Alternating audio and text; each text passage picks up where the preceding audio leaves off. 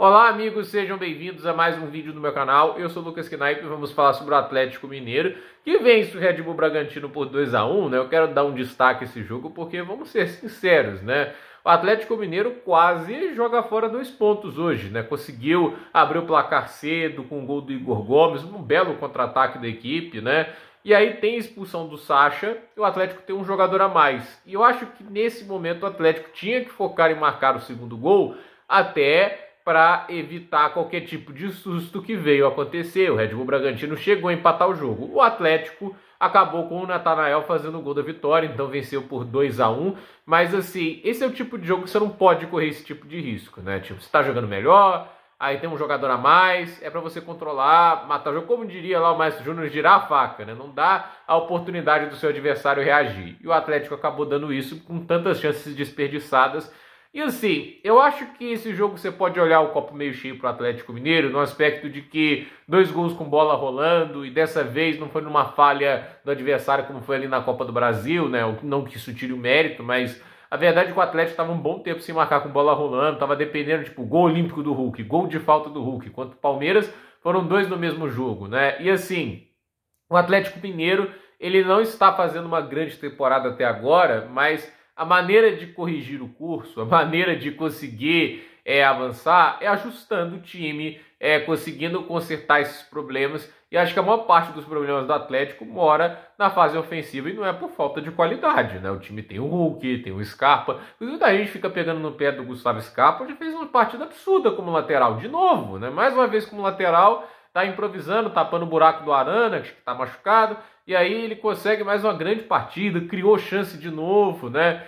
E assim, esse ano ele tem produzido, obviamente, menos gols, menos assistências, né? Mas muito porque tá tapando o buraco o tempo inteiro. E assim, eu acho que o Atlético Mineiro, ele tomou decisões infelizes nas transferências no início do ano. As 2 transferências mais caras da história do clube, Rony e Júnior Santos, e ambos receberam mais de 1 milhão por mês. O Rony quase recebe igual o Hulk, né? 1.600.000, é um negócio assim, surreal. Que o Atlético Mineiro tenha submetido a torcida dele a esse tipo de vergonha, né? Porque são 2 jogadores que todo mundo viu quando contratou, não era uma boa ideia, né? O Júnior Santos é apenas reserva no Botafogo, obviamente entrou em um jogo ou outro jogando bem, mas assim, não era pra tanto, pro Atlético fazer esse esforço todo, e é claro, o Rony é a pior contratação que o Atlético fez nessa janela, né? Um negócio surreal. Então, assim, o Atlético Mineiro gastou muito dinheiro que poderia ter sido usado em outras peças, né? Tipo, fico pensando, o Brenner, que já foi de São Paulo, é um cara que, no melhor Brasileirão deles, que marcou vários gols naquele campeonato que fez com o Diniz. Seria uma peça interessante, mas pelo visto o Cuca vetou, né? Eu realmente acho assim, o Atlético perdeu algumas oportunidades de mercado legal e assim, ainda tem um time forte, ainda tem um time capaz de ser competitivo. Eu não acho que o Atlético é um time terrível e tudo isso. Olha assim, o Cruzeiro e o Atlético Mineiro estão muito distantes em termos de elenco. Se bobear, acho até o elenco do Atlético melhor, mas o problema é que o Cruzeiro está muito mais bem treinado pelo Leonardo Jardim. E assim, o Cuca já tá, assim, quantos meses de trabalho? Era para o Atlético estar jogando melhor do que está fazendo agora. E principalmente ser mais efetivo no ataque, porque assim, é muito empate, é derrota que não deveria acontecer. O clube tá ali, 6 vitórias, 5 empates, 5 derrotas, não é a campanha que faz jus ao elenco que tem. Mas hoje, pelo menos, a gente já viu uma coisa melhor, o Atlético produziu em maior volume, mostrou algumas coisas positivas.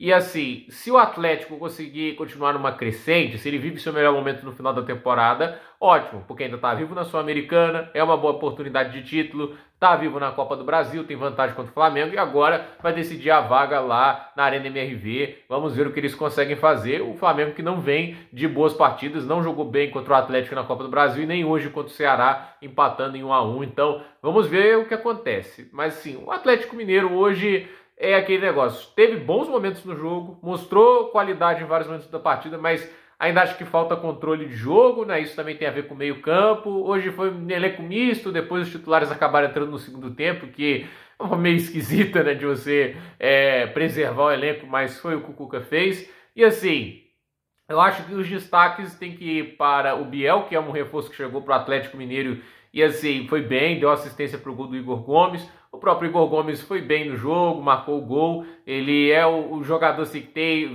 virado 10 com o Scarpa tendo que tapar buraco lá na lateral esquerda. O Scarpa, para mim, um dos grandes destaques. Para mim, o melhor jogador do Atlético em campo, passes muito bons.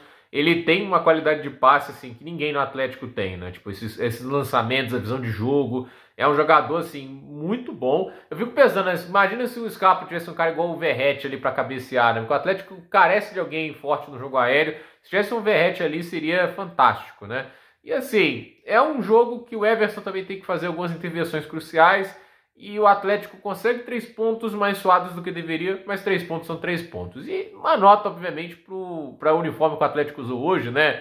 Todo preto, que, assim, se for vendido apenas para sócio do clube é um pecado, né? Porque possivelmente é uma das camisas mais lindas que o Atlético já fez nos últimos anos. É lindíssima. Esse é o tipo de coisa que esgotar, ó, assim, estalar de dedos, né? Tão bonito que muita gente que não usasse para o Atlético queria comprar. Tá lindíssima a camisa.